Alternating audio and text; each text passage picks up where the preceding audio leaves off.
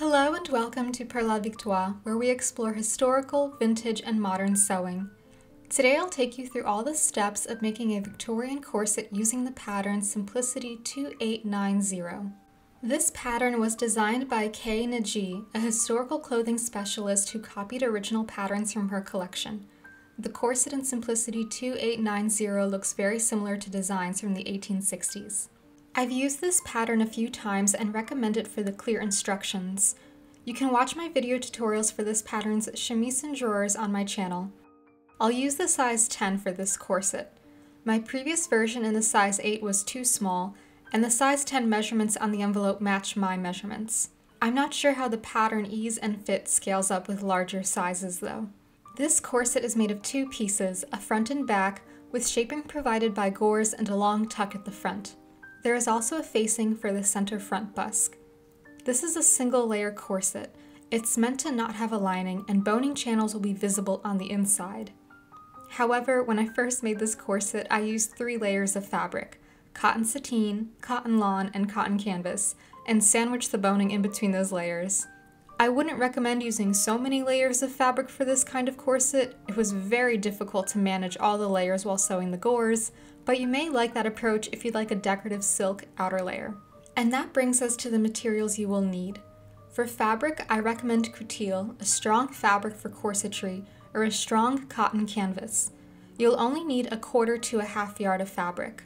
For the binding, you can use a twill tape or bias tape, but I prefer to use 5/8 of an inch wide Petersham ribbon. The pattern calls for a 12-inch long busk, but that will barely fit and make the binding difficult. I went for an 11-inch busk instead. You'll need size 00 grommets and setting tools. For boning, I used pre-cut flat steel boning, and for lacing, I used 1/4 of an inch wide cotton tape. The pattern calls for 3/4 of an inch wide twill tape for boning casings, but I felt that this 3/8 of an inch twill tape was more appropriate. To sew the corset, we'll need matching thread for basting, and a slightly thicker thread like the Scooterman Mara 70 Tex 40 for top stitching. I'm using a different method than the pattern suggests for sewing the gores, and for my method we'll need some embroidery floss, like this pearl cotton thread. Other tools that may be helpful are a pressing ham, wooden clapper, awl, and simple pliers. After cutting out the pieces, I transferred markings to the wrong side of the fabric with a pencil. All these markings will be covered later, and I needed something to withstand all the ironing and manipulation. The first step is to reinforce the slits for the gores. With matching thread, I stitched along the gore seam lines, pivoting the fabric at the bottom of the gores. I used a matching thread here. This stitching won't be very visible when the corset is complete, but it will help you sew the gores later.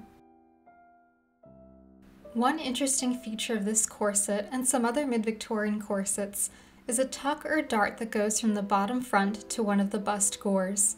I pinched the fabric together to form the tuck, and then stitched along that line.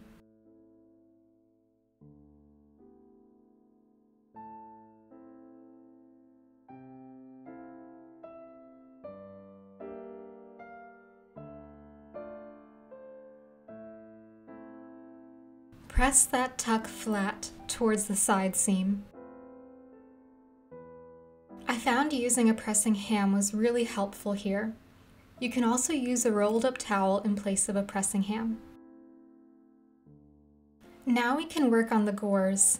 The pattern has you sew the gores to the corset, right sides together, somehow tapering the stitching at the bottom of the gore.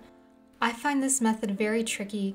You can't see what you're doing, and you're more likely to have raw, fraying edges visible at the bottom of the gore. Instead, we'll be top stitching the corset over the gores.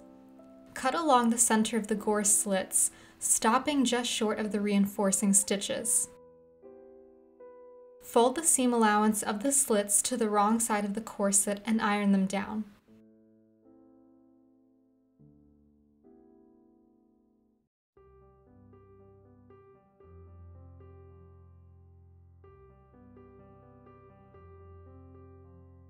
I also pressed from the right side of the fabric to make sure the gore slit seam allowance was nice and flat. I found the wooden clapper very helpful to get a flat press on the thick coutil fabric. Next, we'll do some embroidery around the bottom of the gore slits to reinforce the slit and keep it from fraying. For the triangular gores, the embroidery will come up 3/4 of an inch on each side of the gore slit. So I'm marking this measurement with a heat erasable pen. Thread an embroidery needle with a strand of the pearl cotton floss. Secure the thread on the gore slit seam allowance, and then bring the needle up through the gore slit at the top of your marked lines. We'll be making a buttonhole stitch around the bottom of the gore slit.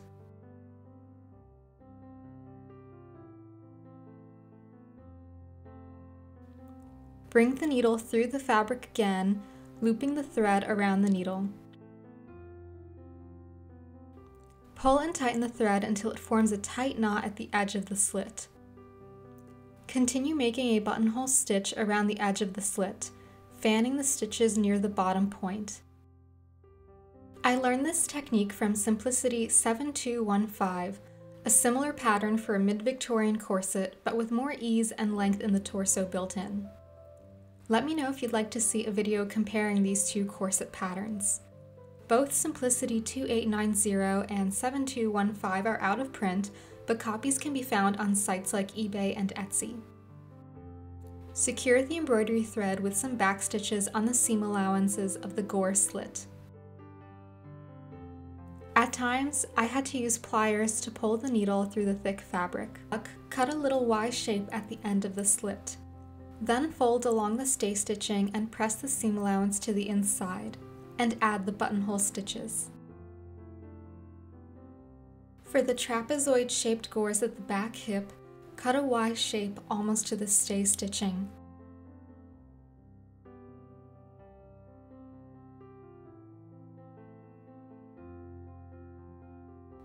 Here, the embroidery will extend 1/2 inch past the corners. I really love how the buttonhole stitch looks here. Doing a reinforcing stitch like this before sewing on the gores is so much easier because you'll be sewing through fewer layers of fabric, plus the wrong side of the corset will look nice and neat. Next, we can prepare the gores by drawing the 5/8 of an inch seam allowance on the long edges. Lay the gore under the slit, matching up the folded edge of the slit with the seam line of the gore and any notches. Start at the bottom and ease the corset fabric towards the top of the gore. Then pin and baste the gore in place.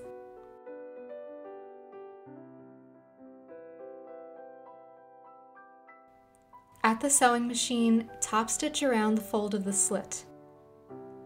I'm using that heavier thread here, a size 14 machine needle, and have my machine stitches set smaller than the default.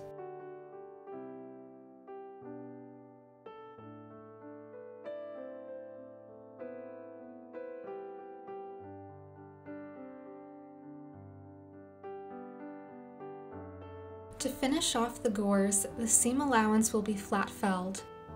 First, trim the seam allowance of the slits very carefully.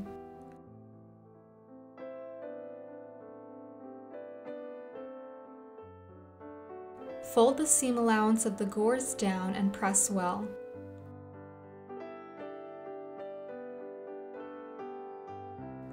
At the bottom corner of the gores, you may have to trim some of the excess seam allowance.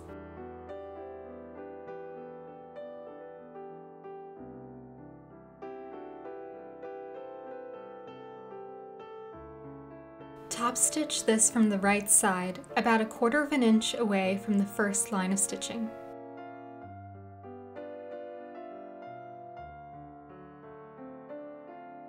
Next, we'll sew up the side seam on each half of the corset. This will be a flat fell seam on the right side of the corset. I'm not sure why, but I haven't seen enough 1860s corsets in detail to determine if this was common or not.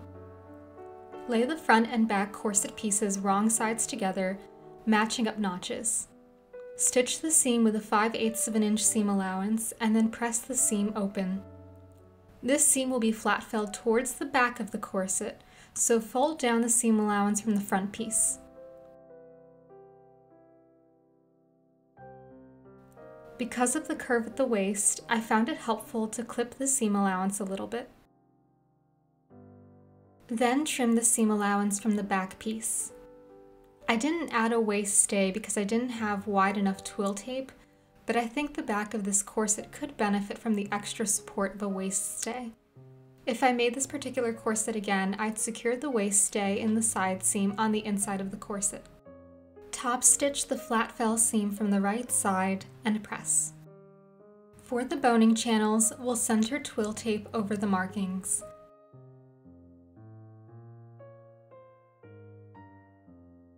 The boning channels on the front of the corset don't go all the way down to the bottom of the corset. Instead, the twill tape is folded under about 1.5 inches away from the bottom edge of the corset. The boning channel closer to the center front is especially tricky because it crosses over several other seams. I can understand why the boning channel stops short here, as that bottom front edge of the corset is pretty cluttered with intersecting stitches and this area might get bulky. There is a discrepancy in the pattern instructions for the boning channel in the back. The marked line for the channel goes all the way to the bottom of the corset, but some illustrations show the channel ending about 1 inch away from the bottom. I decided to just make this channel the full length of the corset. I stitched down the channels from the wrong side of the corset with a small stitch length and the top stitching thread.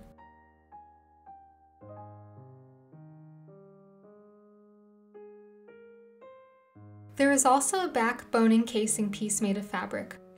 Fold and press the 3/8 inch seam allowances on the long edges of this piece. Line it up with the markings and top stitch close to the edge.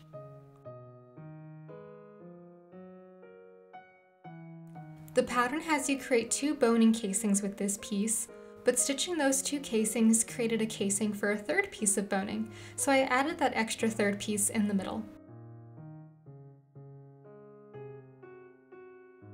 The back of the corset is folded to the inside to create a facing, 2 boning channels, and an area for grommets.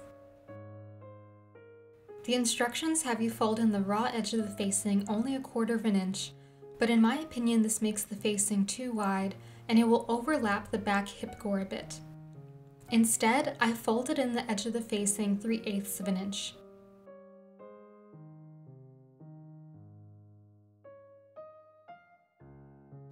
I top stitched the facing and boning channels and gave everything a good press. We can now add boning to all these channels. You can embroider the ends of your boning channels to help keep the boning secure. I didn't do that for this corset, but I might try it in the future.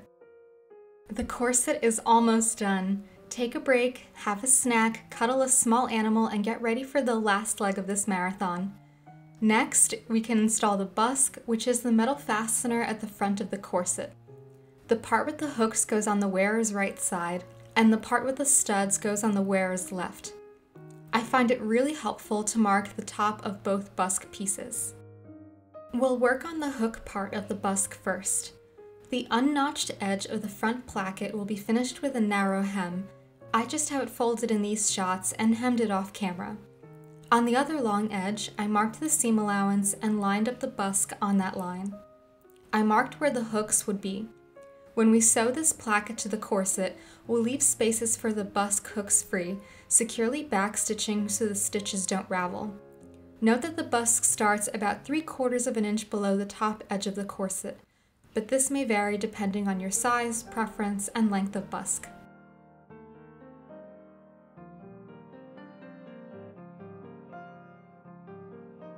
Press the placket seam open and then trim the seam allowances to reduce bulk.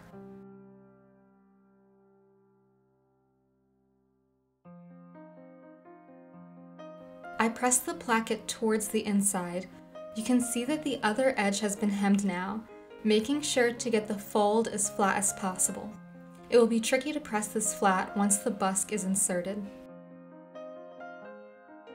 Then we can push the hooks of the busk through the spaces we made in the placket stitching. Make sure your busk piece is oriented the correct way.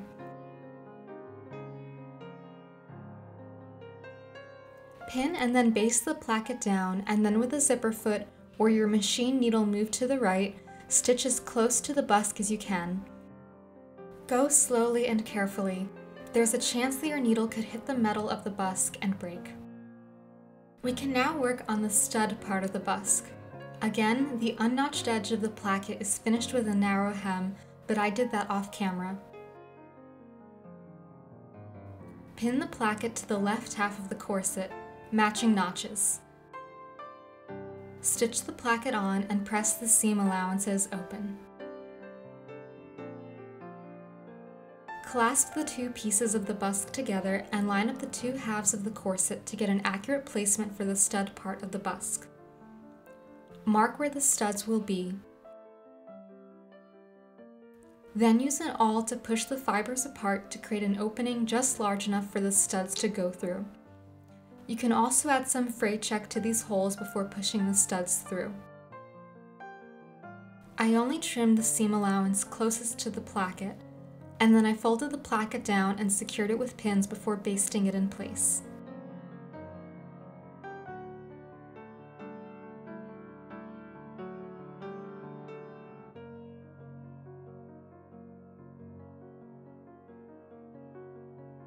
Again, stitch as close as you can to the busk. This secures the busk and placket in place.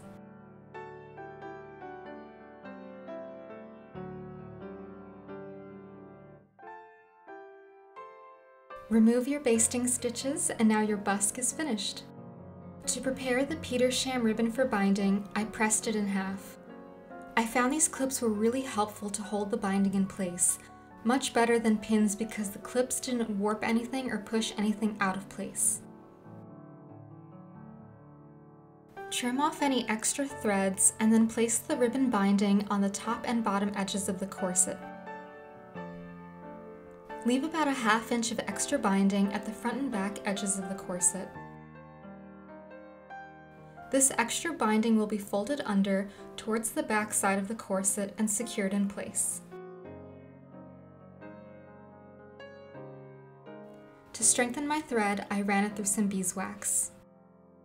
Then, starting from the front of the corset, I sewed the binding on with small whip stitches using a matching color thread. This is my favorite part of making corsets and stays. I find hand sewing really soothing, and it's so satisfying to see those small stitches disappear into the fabric.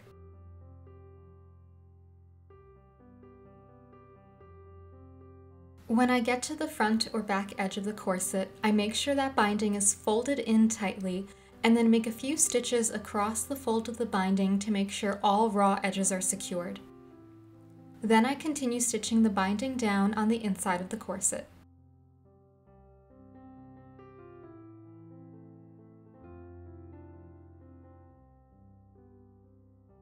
Of course, you can choose a different material for binding your corset, like twill tape or bias binding, but I find this ribbon technique to be super neat and easy.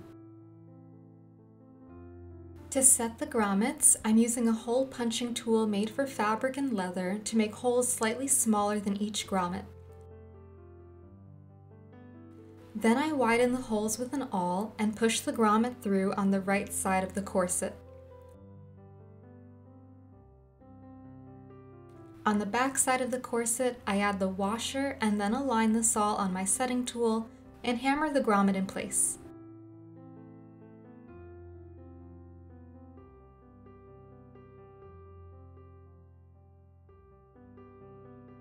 Finally, the lacing. Starting at the top, insert your laces through the grommets as shown. At the waist, insert the lace into the grommet below instead of the grommet on the other side to create a long loop. Then continue crisscrossing the laces. Tie the ends of the laces together into a secure bow at the bottom. To put on the corset, first loosen the laces and then fasten the busk.